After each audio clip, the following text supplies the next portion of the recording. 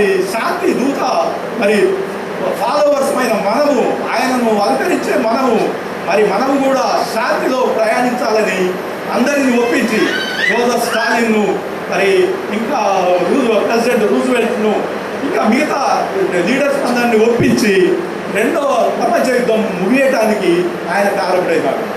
కనుక ఒక చిన్న పని ఎంతమంది ఒకవేళ పెన్సిల్ని కనుక్కోకపోతే మరి ఈ చర్చిలు బ్రతికేవాడు కాదు. మరి ఈ పెన్సిల్ని కనుక్కోకపోతే ఆయన పేరు అలెగ్జాండర్ ఫ్లెమింగ్.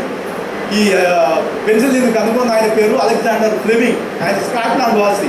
అది 1928లో జరిగింది. ఇది ఎప్పుడుదో పాత కథ కాదు, ఇది నిజంగా జరిగిన కథ విషయం. కనుక మరి మన జీవితంలో ఉన్నప్పుడు జరిగిన విషయాలు మరి మనం తెలుసుకొని మరి ఇతరులకు మరి మనము జాలిగా ఉండాలని మరి దేవుని వాక్యము కోరుతున్నది. ఒక విషయం,